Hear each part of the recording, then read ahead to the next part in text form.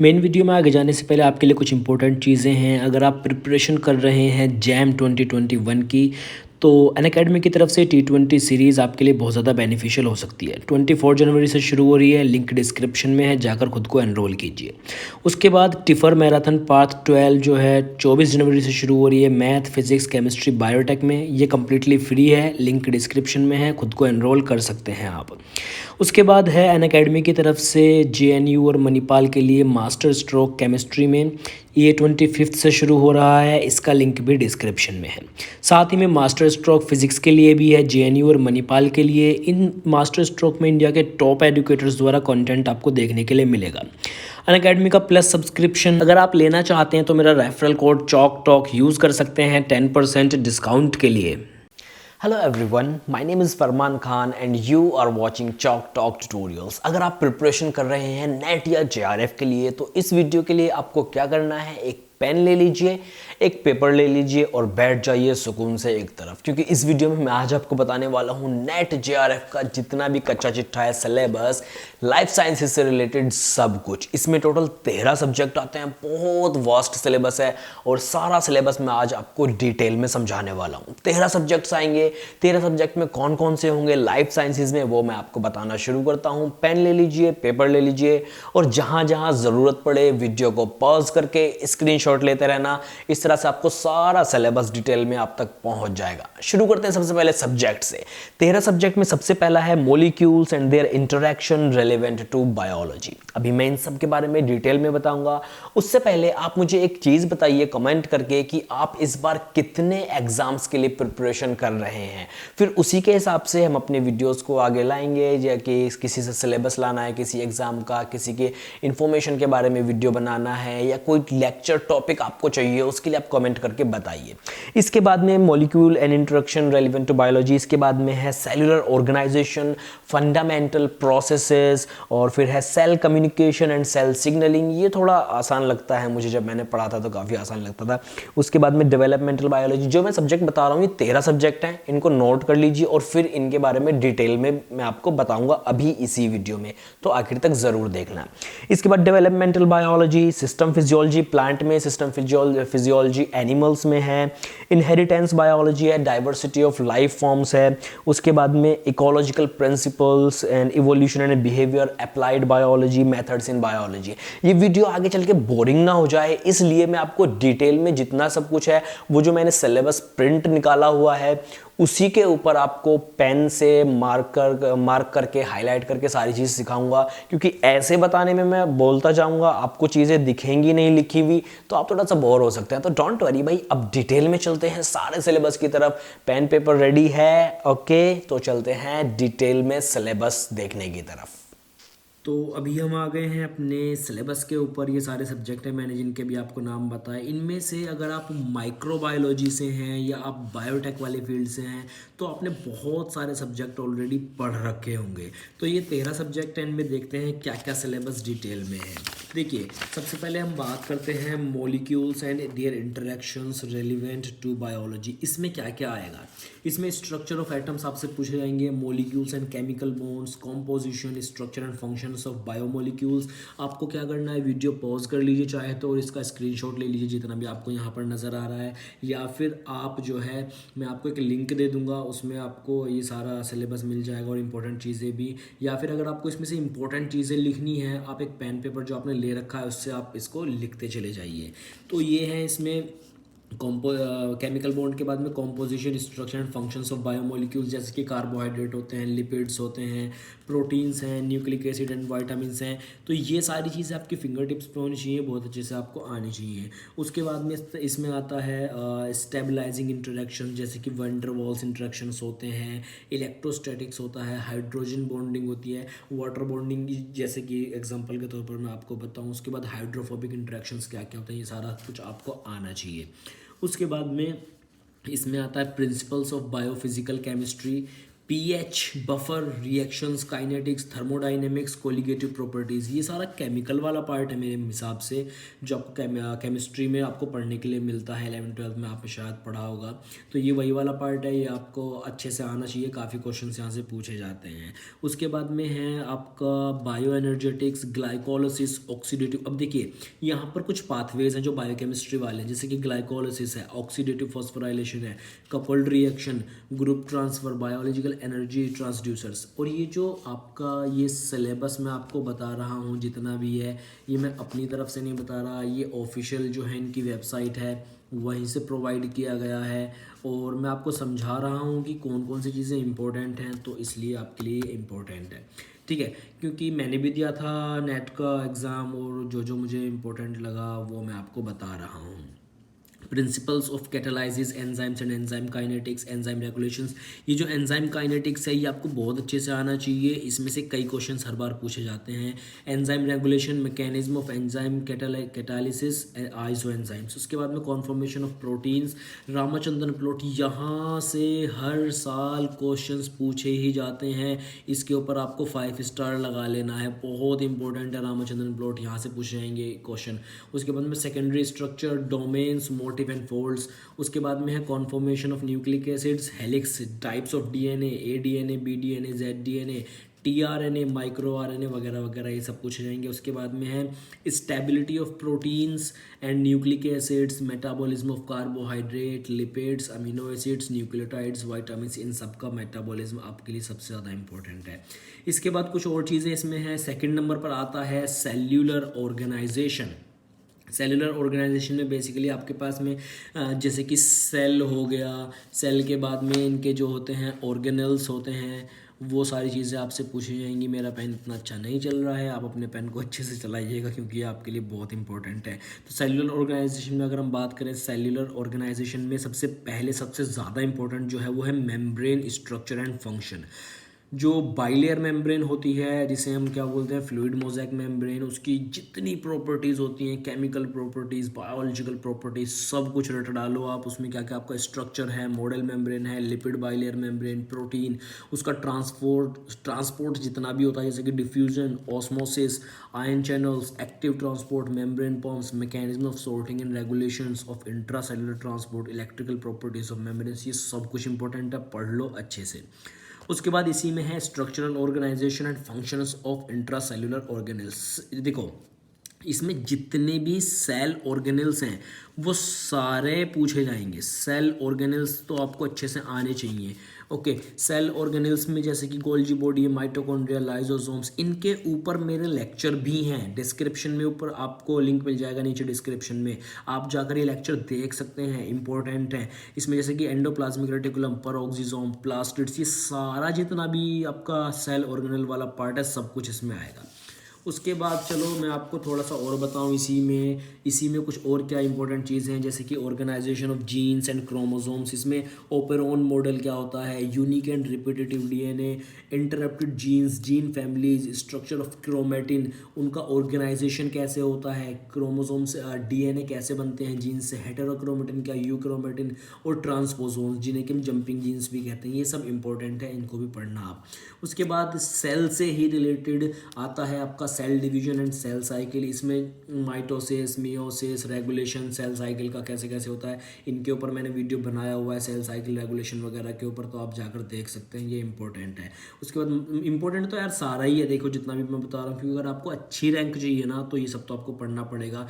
और ये detailed video है तो भाई थोड़ा पेशेंस रख के बैठिए, सभी कुछ बताया गया है इस वीडियो में। कितना लाइफ साइंसेस का जितना भी सिलेबस है सारा कुछ बता दूंगा मैं इसमें आपको। ओके, लाइफ साइंसेस JRF अगर आपको 40,000 चाहिए तो ये आपको पढ़ना ही पड़ेगा। कितने? 40,000 प्लस PhD, यदि ये आपको चाहिए ही चाहिए तो आपको ये सारा कुछ आना चाहिए। ओके, तो ये है आपका माइक्रोबियल फिजियोलॉजी भी इसी में आ जाता है। और एक तरह से 13 सब्जेक्ट के अंदर जितना कुछ ये लोग दे सकते थे ना सब कुछ है। तो ये सब कुछ दिया हुआ है। Growth yield, characteristics, microbial physiology में माइक्रोबियल फिजियोलॉजी में बेसिकली क्या आएगा, बैक्टीरिया की ग्रोथ, बैक्टीरिया की कैरेक्टरिस्टिक्स, माइक्रोब्स की ग्रोथ, उनकी कैरेक्टरिस्टिक्स, उनके डिवीजन, सेल डिवीजन, उनका स्ट्रेस को कैसे रेस्पॉन्स करते हैं, वो सब, ये सब कुछ इसमें पूछा जा सकता है। उसके बाद नेक्स्ट है फंडामेंटल प्रोसेसेस, तीसरा सब्जेक्ट जो है। अब इसमें क्या क्या चीज़ें हैं, फंडामेंटल के नाम पर इन्होंने बहुत ज़्यादा कॉम्प्लिकेटेड चीज़ें दी हुई हैं, जैसे कि डीएनए रेप्लिकेशन क्या है, डीएनए रिपेयर, डीएनए रिकॉम्बिनेशन। इसमें जितनी भी चीज़ें हैं डीएनए से रेप्लिकेशन, रिपेयर और रिकॉम्बिनेशन से रिलेटेड, जैसे कि रेप्लिकेशन क्या है, उसमें कितने एंजाइम होते हैं, उसका ओरिजिन क्या है, रेप्लिकेशन फोर्क क्या है, और आपका फाइडेलिटी ऑफ रेप्लिकेशन क्या है, एक्स्ट्रा क्रोमोसोमल रेप्लिकोन्स क्या होते हैं, DNA damage, repair, homologous and site specific recombination, ये सब कुछ पूछा जाएगा। उसके बाद में आरएनए। देखो कोई भी टॉपिक इसमें ऐसा नहीं है जिसमें आपके 5 से 6 क्वेश्चन आ जाएं, बिल्कुल भी नहीं। आपको मैक्सिमम, आपको 1 क्वेश्चन मिलेगा, 2 मिलेंगे, मैक्सिमम से मैक्सिमम 3 मिल जाएंगे। उससे ज़्यादा आपको क्वेश्चन किसी भी एक टॉपिक से नहीं मिलेंगे देखने के लिए। तो आपको ऑलमोस्ट सारा ही सिलेबस आपको पढ़ना पड़ेगा अच्छे से। उसके बाद RNA synthesis and processing, transcription factors, machinery, formation of initiation complex, transcription activator, repressor, RNA polymerase, capping, ये सारा कुछ इंपॉर्टेंट है, आपको पढ़ना चाहिए। उसके बाद में इसी में कैपिंग के बाद में इलोंगेशन, टर्मिनेशन, देखिए डीएनए वाला पार्ट जितना भी रेप्लिकेशन, ट्रांसक्रिप्शन से related, RNA processing, RNA editing, splicing, poly adenylation, structure and function of different types of RNA, RNA transport, ये सब कुछ पढ़ना है आपको। उसके बाद प्रोटीन सिंथेसिस एंड प्रोसेसिंग में है राइबोसोम्स कितने तरह के होते हैं, फॉर्मेशन ऑफ इनिशिएशन कॉम्प्लेक्स, जितने इसमें प्रोसेस होते हैं, इनिशिएशन और आपका इलोंगेशन, टर्मिनेशन, ये सब कुछ। उसके बाद जेनेटिक कोड क्या होते हैं, कितने तरह के होते हैं, कौन कौन से कोड किस किस अमीनो एसिड के लिए रेस्पॉन्सिबल हैं। उसके बाद में ये सारी चीज़ें आपको पढ़नी पड़ेंगी। इसका आपको स्क्रीनशॉट ले लीजिए या फिर लिख लीजिए, क्योंकि ये वाला पार्ट जो है आपका, अगर आप माइक्रोबायोलॉजी से हैं या बायोटेक से हैं तो ये वाला पार्ट तो आपको वैसे भी आता होगा या आपने ये सारी चीज़ें पढ़ी होंगी अपने सब्जेक्ट में, डीएनए वगैरह में। उसके बाद control of gene expression and transcription and translation level, इसमें आपका regulating the expression of phage, ये फाज होते हैं, bacteriophage, viruses, prokaryotic, eukaryotic genes, role of chromatin in gene expression and gene silencing, ये सब। उसके बाद नेक्स्ट सब्जेक्ट है cell communication and cell signalling. देखिए आपने पीछे भी अभी सेल सिग्नलिंग हमने देखा था, जिसमें थोड़ा बहुत है, मैंने बताया था अभी आपको कि सेल सिग्नलिंग आपको आना चाहिए। उसके बाद में है आपका नेक्स्ट इसमें cells communication and cell signalling में आता है होस्ट पैरासाइट इंटरेक्शन। मतलब कि आप अगर माइक्रोबायोलॉजी से हैं तो ये वाला पोर्शन आपका स्ट्रॉन्ग होना चाहिए, क्योंकि इसमें वही सारी चीज़ें हैं, जैसे कि आपका म्यूचुअलिज्म है, सिम्बायोसिस है और आपका पैरासिटिज्म है, ये सारी चीज़ें इसमें आएंगी। Recognition and entry process of different pathogens like bacteria, viruses into animals, plant host cells, alteration of host cell behaviour by pathogens, virus induced cell transformation, pathogen induced disease in animals and plants, cell to cell fusion in both normal and abnormal cells. उसके बाद cell signalling में फिर again hormones क्या होते हैं, उनके कैसे receptors हैं, कैसे वर्क करते हैं, सरफेस रिसेप्टर्स क्या होते हैं, सिग्नल कैसे भेजते हैं, कपल्ड रिसेप्टर्स क्या होते हैं, जी protein, signal transduction pathways, second messengers, regulation of signalling pathway. मैं सब कुछ बोल के नहीं बता रहा आपको, ये लिख लीजिए आप, अच्छा है, आपके काम आएगा। उसके बाद में इसी में कुछ और चीज़ें भी हैं, जैसे कि मैं आपको बताता हूँ, सेलुलर कम्युनिकेशन इसी का पार्ट है। इसमें regulation of hematopoiesis, general principles of cell communication.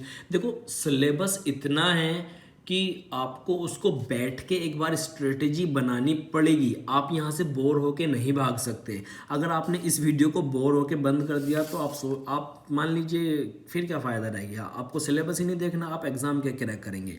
तो चुपचाप बैठो, पेन कॉपी लेके इस वीडियो को देखो और इससे पता करो कि कितना सिलेबस है और फिर उसी के तरीके से उसकी अपनी प्रिपरेशन स्टार्ट करो। तो सेलुलर कम्युनिकेशन में ये सारी चीज़ें हैं। Roles of different adhesion molecules, gap junctions, extracellular matrix, ये सारा कुछ है जो भी है। उसके बाद में कैंसर, कैंसर को अच्छे से पढ़ लेना, हमेशा यहाँ से क्वेश्चन पूछे जाते हैं, ये सारी चीज़ें इसमें बताई गई हैं। उसके बाद इननेट, अच्छा इम्यून सिस्टम, मैं फिर से कहूँगा आपसे कि आप अगर लाइफ साइंसेज के स्टूडेंट्स हैं तो आपको इम्यूनिटी वाला पार्ट भी आपका अच्छा होना चाहिए, जिसमें कुछ डिजीज़ हैं जैसे कि HIV इन्फेक्शंस वगैरह हैं, और आपका ट्यूबरकुलोसिस है, मलेरिया है, ये सब हैं। B cell T cell receptors क्या होते हैं, MHC मॉलिक्यूल क्या होता है, मेजर हिस्टोकम्पैटिबिलिटी मॉलिक्यूल्स, ये सारा आना चाहिए आपको। आपको इसमें थोड़ा और चीज़ें जैसे कि एंटीजन्स क्या होते हैं, एंटीबॉडी क्या होते हैं, उनके इंटरेक्शंस कैसे होते हैं, ये सारी चीज़ें आपको पता होनी चाहिए। उसके बाद में चलिए अब आगे चलते हैं हम। नेक्स्ट है हमारा डेवलपमेंटल बायोलॉजी, ये काफ़ी इंपॉर्टेंट है, मतलब यहाँ से अक्सर क्वेश्चन ज़्यादा पूछे जाते हैं डेवलपमेंटल बायोटेक्नोलॉजी से, बायोलॉजी से। तो इसमें है basic concept of development, potency, commitment, specification, induction, competence, determination, differentiation, ये सारा देख लो यार आप, इतना बताऊंगा तो बोर ही हो जाओगे ऑब्वियसली। उसके बाद gametogenesis, fertilisation and early development, यहाँ पर बेसिकली क्या है डेवलपमेंटल बायोलॉजी में, बेसिकली आपको production of gametes, embryo, foetus, zygote formation, cleavage, blastula formation, embryonic fields, gastrulation, ये सारी चीज़ें हैं। और सिर्फ ह्यूमंस में ही नहीं, आपका morphogenesis and organogenesis in animals, उन सब का भी पढ़ना है आपको, सेक्स डिटर्मिनेशन वगैरह ड्रोसोफिला में, और आपका और भी ऑर्गेनिज्म है, एनिमल्स हैं, उन सब में पढ़ना है, वर्टिब्रेट्स का पढ़ना है। उसके बाद में morphogenesis and organogenesis in plants, सिर्फ देखो आपको ह्यूमंस, एनिमल्स, प्लांट्स सबका पढ़ना है डेवलपमेंटल बायोलॉजी। देखो इसको वीडियो को पॉज कर लो और इसको लिख लो, आसान एकदम अच्छे से लिख लो इसको। उसके बाद में है आपका, इसमें देखो एक चीज़ और भी है, इसमें एक टॉपिक यहाँ पर दिया हुआ है, programmed cell death, ageing and senescence, ये काफ़ी इंपॉर्टेंट है भाई, ये इंटरेस्टिंग है। प्रोग्राम्ड सेल डेथ क्या होता है, मतलब जब आप सेल सिग्नलिंग पढ़ रहे होगे तो वहाँ पर भी आप ये चीज़ पढ़ोगे, प्रोग्राम सेल डेथ, इसको पढ़ लेना, मुझे बहुत अच्छा लगता है ये टॉपिक। ओके, कैसे हमारी बॉडी खुद को ही बचाती है। ओके, उसके बाद में है नेक्स्ट चैप्टर है system physiology plant, system physiology animals भी है। तो प्लांट में देखो फोटोसिंथेसिस रट लेना, cam, C3, C4, CO2 fixation, electron transport, ये सब कुछ पढ़ लेना। Respiration, photo respiration, nitrogen metabolism, plant hormones, sensory photobiology, ये सब इंपॉर्टेंट है, आएगा ही आएगा। तो आप यहाँ से जो हैं ये ऐसी चीज़ें हैं ना कि आपने पढ़ी भी होंगी, आपको आगे पढ़ने में भी आसानी होगी, और जो है जब आप इसको पढ़ने के लिए बैठेंगे तो आपको इसका ओवरव्यू आता होगा, तो आपको इसको डीप में पढ़ने में ज़्यादा दिक्कत नहीं होगी। तो मोटिवेटेड रहिए और इसको पढ़ते रहिए। अब आगे चलते हैं हम, इसमें इसी का जो पार्ट है थोड़ा सा और है, इसमें है solute transport, photo assimilate, translocation, ये फोटोसिंथेसिस वाले मतलब इसी प्लांट फिजियोलॉजी का पार्ट है सारा का सारा। सेकेंडरी मेटाबोलाइट्स क्या होते हैं, इसमें biosynthesis of terpenes, phenols, nitrogenous compounds and their roles, जितनी चीज़ इसमें लिखी है ना उससे एडिशनल आपको और कुछ नहीं पढ़ना है, बस यही सारा पढ़ना है। लेकिन लाइफ साइंसेज का सिलेबस मेरे हिसाब से बहुत ज़्यादा दे रखा है इन्होंने, क्योंकि हम केमिस्ट्री की बात करेंगे वहाँ इतना सिर्फ केमिस्ट्री है, और अगर बायोकेमिस्ट्री की बात करेंगे बायोकेमिस्ट्री है। लेकिन यहाँ पर एनवायरमेंटल वाला जो JRF होता है उसमें एनवायरमेंट के बारे में, लेकिन यहाँ का जो लाइफ साइंसेज का है इसमें 13 सब्जेक्ट इन्होंने दिए हुए हैं, तो कहीं ना कहीं ये थोड़ा यार सही भी है और गलत भी है। उसके बाद प्लांट्स कैसे रेस्पॉन्स करते हैं स्ट्रेस को, वो सारी चीज़ें भी आएंगी। 7th सब्जेक्ट है सिस्टम फिजियोलॉजी एनिमल्स का, इसमें blood circulation, cardiovascular system, respiratory system, blood कैसे ट्रांसपोर्ट करता है, हमारा ब्लड रेगुलेशन क्या है, टेम्परेचर कैसे मेंटेन होता है, ह्यूमन बॉडी के बारे में जितने सिस्टम्स होते हैं सब पढ़ लो, ह्यूमन बॉडी कैसे रेस्पॉन्ड करती है किसी भी चीज़ को वो पढ़ लो, स्ट्रेस, एडेप्टेशन, थर्मोरेगुलेशन, और मैंने आपको बता दिया सिस्टम जितने, nervous, sensory, excretory, digestive, endocrinology, ये सब कुछ पढ़ लो। तो इसमें मैं आपको ज़्यादा कुछ एक्सप्लेन करूँगा नहीं डिटेल में। ये आया खतरनाक सब्जेक्ट इनहेरिटेंस बायोलॉजी, ये मुझे बहुत खतरनाक लगता है यार, आसानी से मुझसे पढ़ा नहीं जाता, बट आई होप कि आपकी जेनेटिक्स अच्छी होगी। तो इसमें मेंडेलियन प्रिंसिपल्स कितने होते हैं, किस किस तरह से होते हैं, उनका मैथमेटिकल वाला जो पोर्शन है वो उनकी मैथमेटिकल कैलकुलेशन सारा पढ़ लेना है आपको। उसके बाद कंसेप्ट ऑफ जीन से रिलेटेड जितने टर्म है जेनेटिक्स में, जितने टर्मिनोलॉजी है वो सारे पढ़ लो। आपको क्या करना है, आप एक शुरू में 4-5 पेज बना लो, उसमें सिर्फ आपको टर्म्स लिखने हैं। उन वो टर्म्स कई बार क्या होता है प्रॉपर एकदम टर्म टू टर्म पूछे जाते हैं कि इस वर्ड का मतलब बताओ ये क्या होता है। उसके बाद extension of Mendelian principles, gene mapping methods, extra chromosomal inheritance, microbial genetics, human genetics, ये इनहेरिटेंस बायोलॉजी में पूछे जाएंगे।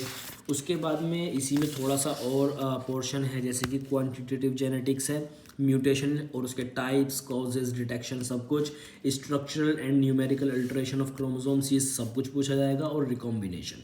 उसके बाद 9th सब्जेक्ट है डाइवर्सिटी ऑफ लाइफ फॉर्म्स। इसमें क्या है, principles and methods of taxonomy, levels of structural organisation, ये आएंगी चीज़ें। और फिर इसी में अगर हम आगे चलें थोड़ा सा तो outline classification of plants, animals and micro organisms, इसमें कुछ कुछ इंपॉर्टेंट चीज़ें पढ़ लेना।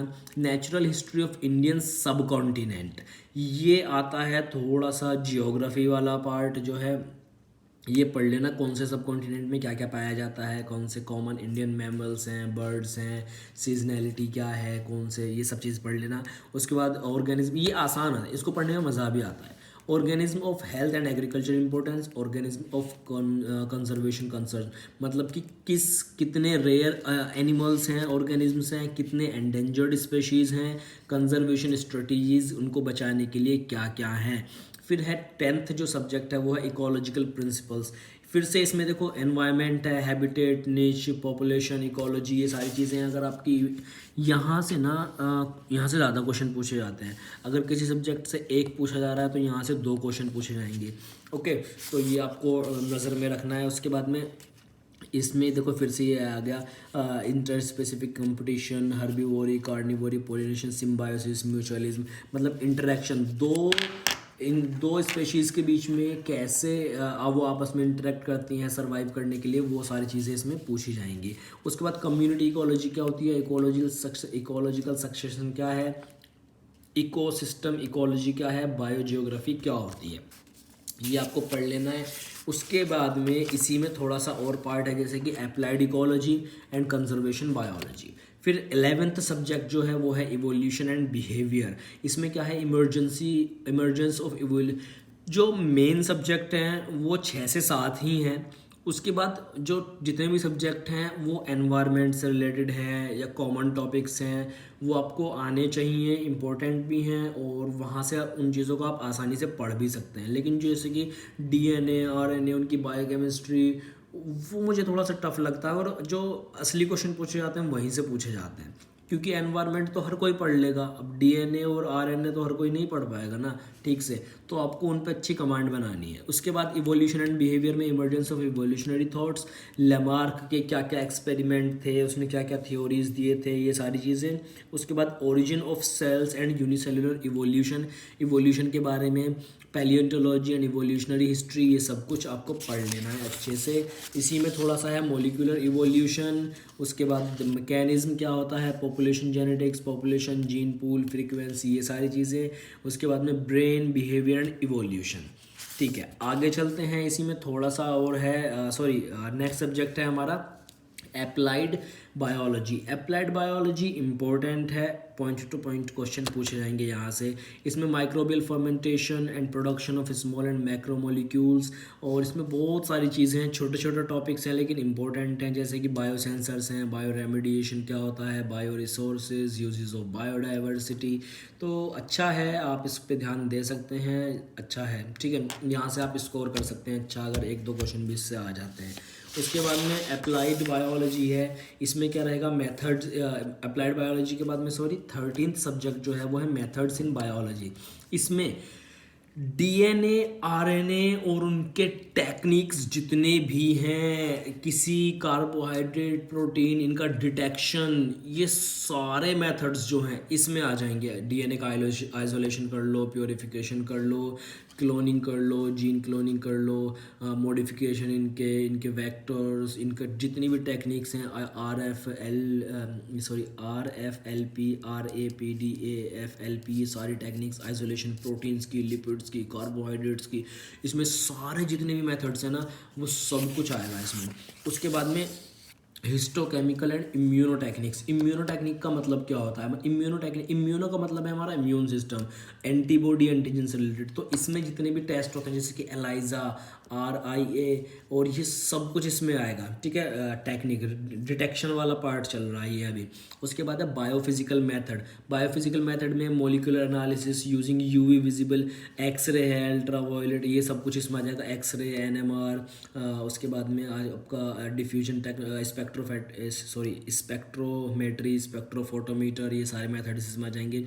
और statistical methods, measure of central tendency and dispersal. यहाँ से ना थोड़ा सा शायद इसमें कैलकुलेशन वाला पार्ट आ जाता है, तो मेरी मैथ अच्छी नहीं है, लेकिन आप इसको पढ़ना, क्योंकि इनका क्या है कि बायोलॉजी है, मैथ कमज़ोर होगी बच्चों की, तो ये मैथ से ही क्वेश्चन देंगे भर भर के, तो आप इसको पढ़ लेना। ओके, इसके बाद इसी में और थोड़ी सी चीज़ें हैं। रेडियो लेबलिंग टेक्निक्स हैं, उसके बाद में है microscopic techniques, electrophysiological methods in field biology.